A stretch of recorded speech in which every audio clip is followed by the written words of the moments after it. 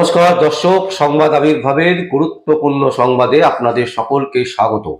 আমরা প্রত্যেক দিনের মতন আজকেও একটি বিশেষ এবং গুরুত্বপূর্ণ সংবাদ আপনাদের সামনে তুলে ধরব। দর্শক, আপনারা সকলেই জানেন যে বাইপাসের ধারে মোমোর যে গুডাউন কারখানা, সেই কারখানাতে ভয়াবহ আগুন লেগেছিল এবং সেই আগুন লাগার পর থেকে 3 দিন কেটে গেছে, এখনো পর্যন্ত মাননীয় মুখ্যমন্ত্রী মমতা ব্যানার্জি সেখানে যাবার সময় পাননি। কারণ বাংলাতে তিনি এত কাজ করছেন, বাংলাতে সমস্ত কাজ 100% তিনি করে দিয়েছেন, তাই তিনি সেখানে যেতে পারছেন না। এই রকমই তার দলের লোকজন যারা আছে তারা কিন্তু এই ধরনের বাক্য ব্যয় করছেন, মানুষকে বোঝাবার চেষ্টা করছেন যে মমতা ব্যানার্জি নিশ্চয়ই যাবেন সেখানে, কিন্তু কবে যাবেন তা কিন্তু কেউ বলতে পারছেন না। তবে আমাদের কাছে যে খবর, সেই খবর আমরা আপনাদের সামনে তুলে ধরবো, কিন্তু তার আগে আমরা প্রশ্ন তুলব গর্গ চ্যাটার্জি, যিনি বাংলা পক্ষের সম্পাদক, যিনি বাংলা পক্ষ সংগঠনটাকে চালান। এই গর্গ চ্যাটার্জি ইনি যে মুখোশের আড়ালে সবসময় তৃণমূল কংগ্রেসকে সমর্থন করেন এবং মাননীয় মুখ্যমন্ত্রী মমতা ব্যানার্জির একেবারে পাঁচাটা বলা যেতে পারে, সামনে দেখাচ্ছে যে আমরা কত বিরোধিতা করছি, কত কথা বলছি, কিন্তু পেছনে সব সময় একত্রিত হয়ে আছে। আপনারা সেইভাবে একেবারে পরিষ্কার বলা যেতে পারে।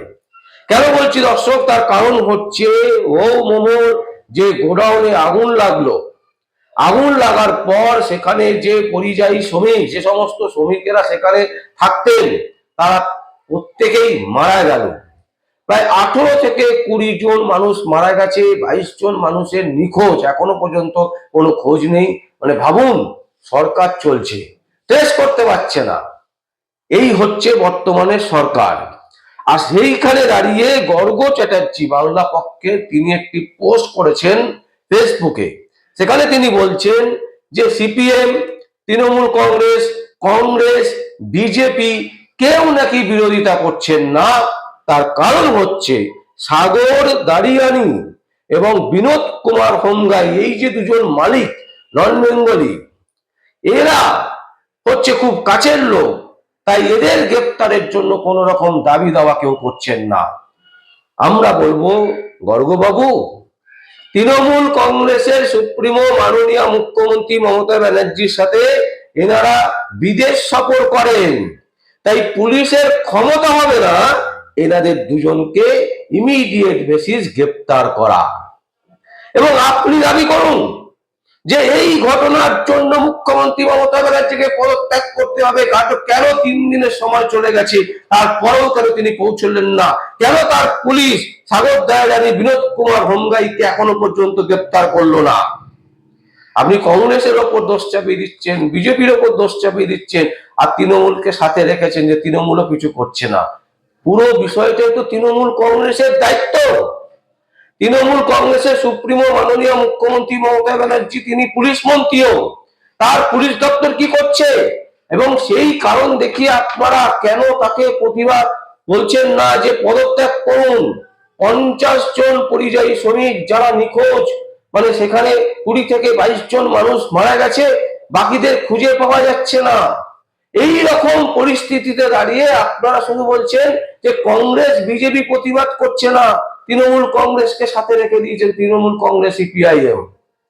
প্রশ্ন হচ্ছে মুখোশের আড়ালে গর্গবাবু আর কতদিন থাকবেন? এবার খোলস থেকে বেরিয়ে বলুন যে আপনি তৃণমূলের একজন দালাল, তৃণমূলের দালালি বিক্রি করছেন, এছাড়া অন্য কিচ্ছু নয়। আপনার মুখ থেকে, আপনার পোস্ট থেকে তো একবারও বলা হচ্ছে না যে কেন মমতা ব্যানার্জি তিনি পদত্যাগ করবেন না এই ঘটনার জন্য। তিনি পুলিশ মন্ত্রী, তার দপ্তর থেকে কাজ হয় সমস্ত কিছু। পশ্চিমবঙ্গে তৃণমূলের রাজত্ব চলছে, অথচ আপনি বলছেন কোনো প্রতিবাদ করছে না। কার এগেস্টে কে প্রতিবাদ করবে? তৃণমূল প্রতিবাদ করবে? মমতা ব্যানার্জি প্রতিবাদ করবে? মমতা ব্যানার্জি তো গিল্টি। আপনি বলুন যে মুখ্যমন্ত্রী মমতা ব্যানার্জির পদত্যাগ চাই, আর আপনি বলছেন কংগ্রেস বিজেপি করেনি। কংগ্রেসের পশ্চিমবঙ্গের সভাপতি শুভঙ্কর সরকার সেখানে গিয়ে রীতিমতো সমস্ত কিছু দেখে প্রেস বিবৃতি দিয়েছেন এবং প্রতিবাদ করেছেন, তীব্র থেকে তীব্রতর প্রতিবাদ করেছেন এবং বলেছেন যে যার গাফিলতির জন্য এই এত বড় একটা ভয়ঙ্কর কাণ্ড ঘটেছে তাদের প্রত্যেককে গ্রেপ্তার করতে হবে। বিজেপির শুভেন্দু অধিকারীর নেতৃত্বে গতকাল সেখানে রীতিমতো ধর্ণা হয়েছে, সেখানে পরিদর্শন করেছেন শুভেন্দু অধিকারী। গতকাল তারা প্রতিবাদ করেছেন এবং আজকে তারা থানা ঘেরাও করছেন।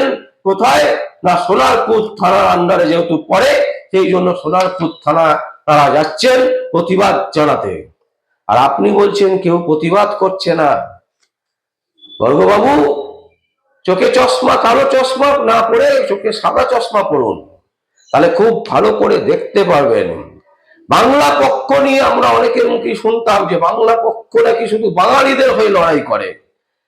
বাঙালিদের হয়ে আপনি লড়াই করেন না, আপনি বাঙালিদেরকে ভুল পথে পরিচালনা করেন। তৃণমূলের নেতৃত্বে, মুখ্যমন্ত্রী মমতা ব্যানার্জির নেতৃত্বে আপনি সেই নেতৃত্বে আছেন, কিন্তু পেছন দিক থেকে আপনি ছুরি মারেন বাঙালিদের পিঠে।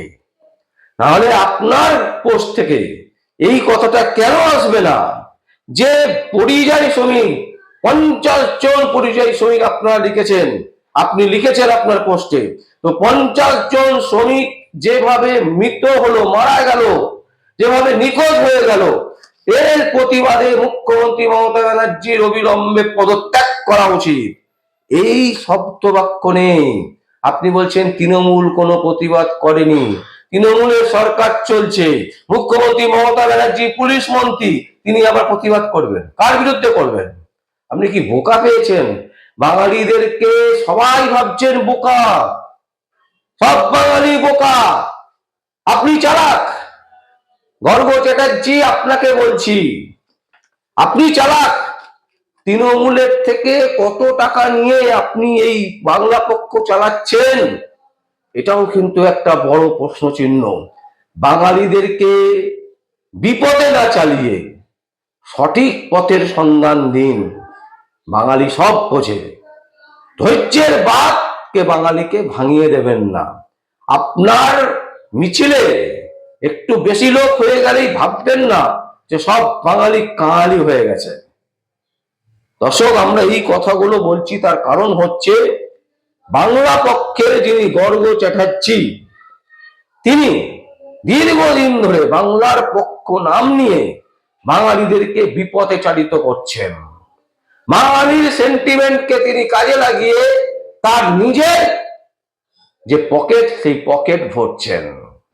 তৃণমূলের একটা শাখা সংগঠন এই বাংলা পক্ষ, যার জন্য আজ পর্যন্ত কোনো এত কিছু কেলেঙ্কারি হয়েছে, এত দুর্নীতি হয়েছে, কোন দুর্নীতিতে এরা বলেনি যে মুখ্যমন্ত্রী মমতা ব্যানার্জির পদত্যাগ চাই।